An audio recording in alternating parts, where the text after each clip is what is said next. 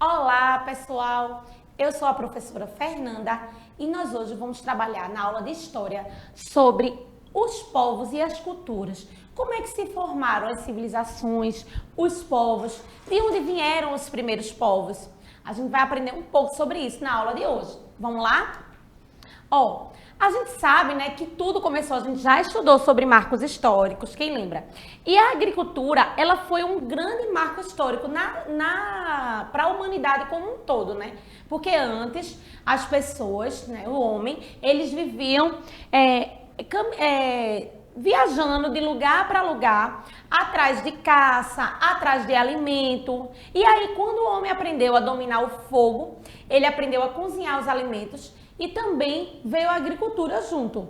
Então, o domínio da agricultura, ela foi um marco para a história da humanidade. Porque essa técnica permitiu aos seres humanos planejar a produção de alimentos e deu origem às primeiras cidades. Então, assim, o homem, ele aprendeu a plantar, aprendeu a colher e ele aprendeu a sobreviver daquilo que ele plantava, certo? Então, eles passaram a ficar mais tempo em um mesmo lugar. Eles não tinham mais a necessidade de ir de um lugar para outro atrás de alimento. E aí surgiram as primeiras cidades, aldeias, comunidades que a gente vai ver no decorrer da aula, tá bom? Olha só.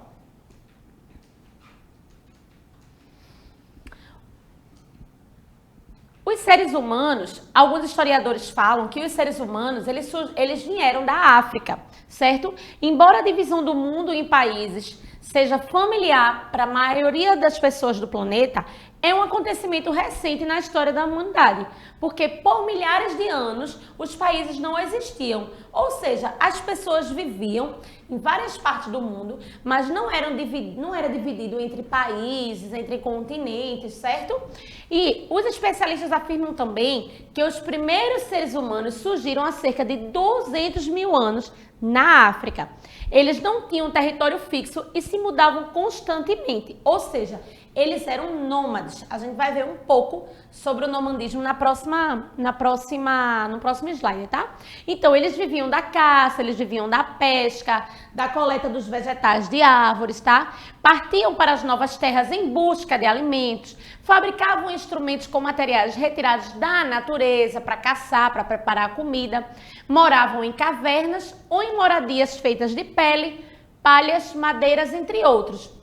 A gente vê que esse povo, ele vivia muito parecido com os índios que viviam aqui no Brasil na época do descobrimento, lembra? Então, esse povo, eles eram considerados nômades porque eles iam de um lugar para outro atrás de habitação, atrás de comida. Eles não tinham habitação física, certo? Então, os nômades é uma forma de vida, ou seja, não tem uma habitação física. Eles não permanecem em um único local. Os nômades são do tipo caçador-coletores, ou seja, vivem da caça, da pesca e da coleta de alimentos.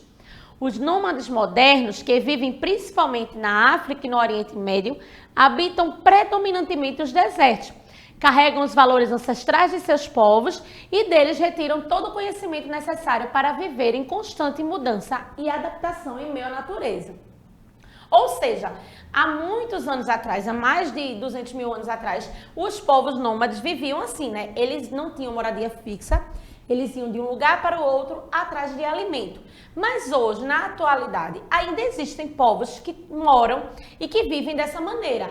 Eles vão de um canto para outro do deserto, se concentram, a maioria deles, na África e no Oriente Médio, certo? E eles buscam em sua ancestralidade as formas de viver como nômades, tá? Alguns exemplos de povos nômades atualmente, os Banjaras, que são os ciganos da Índia, certo? Esse grupo, em geral, se concentra basicamente ao norte do território indiano. Então, tem os beduínos, aborígenes australianos, os mongóis, que têm a tradição pastoril e por isso estão sempre em busca de novas pastagens para seus animais. Quando um sítio se esgota, desarmam suas tendas e mudam para outro lugar. No passado, chegavam a ignorar até fronteiras internacionais. E por estarem sempre andando de um lado para o outro, também ignoram a agricultura. Então, os mongóis, eles vivem de pastoreio. Eles criam ovelhas, gado. Então, eles vão de um lugar para o outro. Quando a pastagem se esgota naquele lugar que eles estão morando, eles desarmam as tendas e vão para outros lugares, à procura de novas pastagens para os animais, certo? Aqui no Brasil, a gente tem alguns povos que vivem isolados e que são considerados nômades. A maioria deles são de origem indígena, tá? O Auá Brasil, Aiorel Paraguai, Guarani Brasil, Cauíva Brasil e povos isolados, Yanomami também. Então, eles são considerados os nômades daqui do Brasil. Eles vivem de um lugar para o outro da mata, procurando nova alimentação e novos lugares para morar. E aí, com essa questão do nomadismo, que surgiram as emigrações, certo? São quando as pessoas vão de um lugar para o outro para buscar novos alimentos e aí acabam tanto sendo influenciados por outras culturas, como também influenciando com a sua cultura, né? Então, ó, segundo a Organização das Nações Unidas, a ONU, há 193 países no mundo atualmente. Alguns desses países são muito grandes, como a Rússia, e outros menores, como a Croácia. Em alguns países, a população fala muitas línguas, como ocorre no Nigéria. Em outros, é uma língua predominante, né? Como é aqui no Brasil. Aqui no Brasil, a língua predominante é o português. Todo mundo no Brasil fala uma mesma língua. De uma região para outra, a gente tem os sotaques que mudam, mas a língua portuguesa é a predominante, tá? Assim como os países, também são muito os povos no mundo. Um povo pode viver somente em um país ou espalhado pelo território de 2 ou até mais países, como os curdos, povo espalhado por Turquia, Irã, Iraque e Síria. Na China vivem vários povos, mas todos eles têm a nacionalidade chinesa, tá? Então, assim, em um país pode viver mais de um povo, certo? E o mesmo povo, eles podem se espalhar por vários países. É isso que o texto está dizendo, tá? Então, muitas pessoas saem do país em que nasceram e migram para outro país, tá? Nesse novo lugar, geralmente, conhecem uma nova cultura, aprendem uma nova língua, convivem com outro povo. Eles também podem adquirir a nacionalidade do novo país, como muitos estrangeiros que vieram morar no Brasil. Então, como eu falei, quando você migra de um local para o outro, certo? O que é que acontece? Você, além de ser influenciado pela cultura daquele local que você foi morar, você também traz a sua bagagem cultural. Então, você influencia também a cultura daquele local que você foi, certo? Então, aqui no Brasil, será que a gente pode dizer que no Brasil há apenas um povo? Todo brasileiro é igual? Todo brasileiro tem uma mesma descendência? A gente sabe que na época do descobrimento, quando os portugueses chegaram aqui no Brasil, quem é que já estava aqui habitando no Brasil? Os povos indígenas, né? Então, o povo brasileiro, ele é o resultado da miscigenação de vários povos, ou seja, da mistura de vários povos. Os indígenas, os portugueses e os africanos são os principais grupos, tá? No entanto, há vários imigrantes europeus e asiáticos que vieram para o Brasil, especialmente a partir do século XIX, que também formaram o povo brasileiro. Ou seja, a nossa principal origem, a nossa principal descendência é indígena, portuguesa e africana. Mas, com o decorrer dos anos, outros imigrantes europeus também vieram para cá, né? E asiáticos também, o pessoal da China, do Japão, que vieram morar no Brasil. Então, aqui a gente tem descendência de vários povos do mundo como um todo, tá? Aí, a gente tem como marco também histórico e que foi de suma importância para a gente aprender como é que viviam os povos de antigamente, as pinturas rupestres. Por que eu trouxe as pinturas para vocês verem nessa aula? A gente já deu uma aula sobre pinturas rupestres, lembra? Então, porque a pintura rupestre, ela é considerada um grande marco da humanidade, assim como a agricultura. Porque é através da pintura que ficou registrada em cavernas, né, onde os homens moravam, onde os nômades moravam, que hoje a gente consegue ter estudos, ter como é que eu posso falar? A gente consegue perceber como é que eles viviam naquela época. Olha só, durante o processo de expansão pelo planeta, os grupos humanos desenvolveram técnicas para desenhar imagens nas paredes de cavernas e rochas. Esses desenhos são chamados de pinturas rupestres, consideradas uma das expressões artísticas mais antigas do ser humano. Então, eles pintavam nas cavernas as formas que eles viviam, como eles caçavam, como eles se abrigavam da chuva, né? Como eles viviam como um todo, como família, o domínio do fogo, tudo foi colocado em pintura, tá? Então, ao estudar essas pinturas, podemos conhecer algumas atividades realizadas pelos primeiros seres humanos, como a prática da caça. Os pesquisadores acreditam que essas pinturas sejam também os primeiros sinais de crenças religiosas do ser humano. Então, assim, a pintura rupestre, ela tem um significado muito importante para essa história da humanidade como um todo. Porque tudo eles representavam ali naquelas pinturas, inclusive a sua religião, certo? E aí, a gente tem o oposto do nomadismo, é o que a gente chama de sedentarismo. Mas o que será? Veja só, com o passar do tempo, alguns dos povos nômades aprenderam a cultivar cereais e frutas, além de domesticar animais para produzir alimentos e ajudar nos trabalhos agrícolas. Então, o que é que fazia os nômades sair de um lugar para o outro? Não era procura de alimento, procura de novos abrigos? Com o passar do tempo, os nômades, eles aprenderam tanto a agricultura, tanto a cultivar o alimento, como também a domesticar os animais, certo? Então, dos animais, eles tiravam também o alimento. Então, a agricultura e a pecuária fizeram com que eles se tornassem, pouco a pouco, sedentários. Eles não precisavam mais se locomover em busca de alimentos, certo? Plantas e animais domesticados em uma região foram pouco a pouco sendo levados para outras partes do planeta e ali cultivados. Foi assim que, séculos depois, alimentos originários da Europa começaram a ser cultivados na América e alimentos americanos foram levados para a Europa e outros continentes. Então, quando eles aprenderam, certo, a cultivar os alimentos e como eles começaram a discernir pelo mundo todo, certo? E aí, com o sedentarismo, o que foi que veio surgir? Veio surgir as aldeias, né? Os pequenos povoados. Com a sedentarização, as populações começaram a construir casas e outros edifícios mais resistentes. Antes era tudo de lona, né? Então eles começaram a construir de madeira, de barro, de pedra, porque foi nesse período que surgiram as pequenas aldeias. Nesses povoados, os espaços eram organizados em casas para morar, depósito para os alimentos e estábulos para os animais. Então, como eles agora não precisavam mais estar, desarmando o acampamento para montar em outro lugar, eles começaram a construir as casas e os locais de moradia mais resistentes, com barro, com madeira, com pedras. E aí eles ficaram mais fixos num lugar só. E surgiram os primeiros povoados, as primeiras aldeias, certo? E aí também vieram as cidades, Nos grupos nômades, as pessoas trabalhavam juntas para se alimentar e se proteger. Acredita-se que esse grupo tinha líderes que podiam ser os caçadores ou guerreiros mais habilidosos ou mais fortes. Os líderes podiam tomar decisões sozinhos, precisando consultar outros membros do grupo.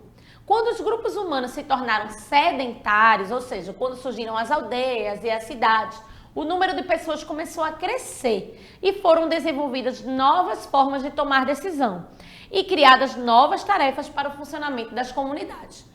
Inicialmente, as primeiras aldeias eram formadas por um pequeno grupo de pessoas, geralmente membros de uma mesma família. Ao longo do tempo, as aldeias cresceram ainda mais e deram origem às primeiras cidades, certo? Então, assim, gente, quando surgiram as primeiras... O que é que o texto diz? Quando eles eram nômades, que eles viviam de um lugar para o outro, eram pequenos grupos de pessoas, que tinham os líderes, que tomavam decisões independentemente da opinião dos outros integrantes do grupo, tá? Quando a coisa foi crescendo, como as cidades, por exemplo, houve uma necessidade de se reorganizar melhor para poder viver melhor, né? Como hoje a gente vive na cidade. Hoje a gente tem os vereadores, os prefeitos, os secretários, né? Secretário de Educação, secretário de Saúde, porque existe uma organização essas pessoas são eleitas pelo povo para tomar decisões por elas. Porque se não houvesse essa organização, como é que seria? Se não houvesse os líderes, como é que seria, né? Então, no país, certo? Nos estados, na cidade, há toda uma organização, certo? Para tomadas de decisões quando há necessidade, tá bom? Isso aí é uma outra aula que a gente vai falar sobre essas organizações. Mas é só para vocês terem uma ideia. No território em que hoje está o Brasil, antes da chegada dos europeus, os indígenas desenvolveram sua vida social de forma bem organizada e variada, certo? A organização dos povos indígenas era diferente daquele existente antigamente. Em alguns povos, como os Tupinambá, os chefes de família se reuniam e tomavam as decisões, enquanto outros haviam um governante, ou seja, o cacique. Os povos indígenas eram nômades ou seminômades, desenvolvendo uma forma de sociedade que não precisava de um Estado como o que temos hoje. Todos trabalhavam juntos para a produção de alimentos e dos objetos que necessitavam ainda que os homens e mulheres pudessem ter papéis diferentes. Então aqui é um exemplo que eu trouxe para vocês de como é que funciona nas aldeias indígenas. Eles têm uma organização para viver melhor, mas eles não necessitam de um Estado como a gente tem. Como eu falei para vocês, que a gente tem os vereadores, os prefeitos, os governantes. Lá todo mundo trabalha em conjunto, apesar de que em algumas aldeias, certo, existe o governante, que é o cacique, que é quem toma as decisões, certo?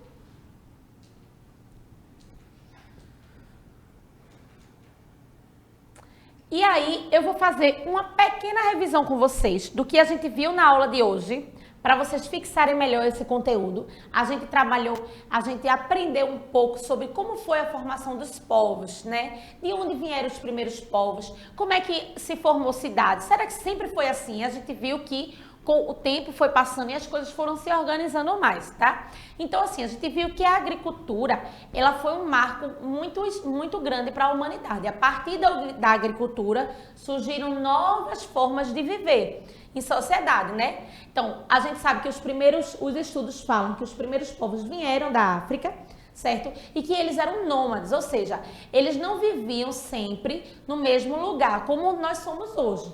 Certo? Eles precisavam buscar novos alimentos, novas caças, então eles eles mudavam de lugar em lugar, procurando alimento e abrigo, certo? Mas aí o que é que acontece?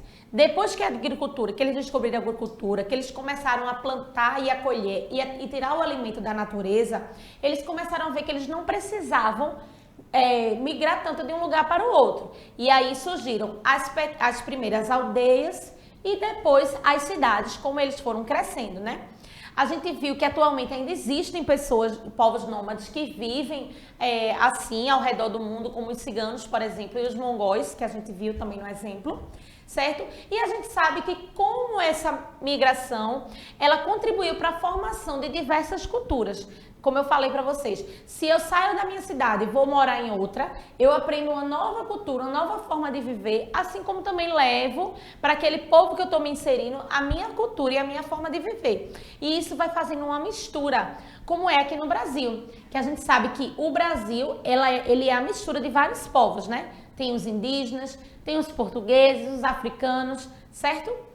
E aí a gente viu também como é importante se organizar para viver bem, certo? A gente viu que desde o início da humanidade, né, do homem, ele sempre procurou viver de uma forma organizada em comunidade para se viver bem. Não pode, numa comunidade, cada um viver do jeito que quer, porque senão não vai funcionar e as pessoas não vão viver bem. Então, é preciso existir uma organização, é por isso que existem as leis, né, os direitos e os deveres de cada um, certo? Então, pessoal, essa foi a nossa aula de hoje. Espero que vocês tenham gostado e até a próxima. Tchau!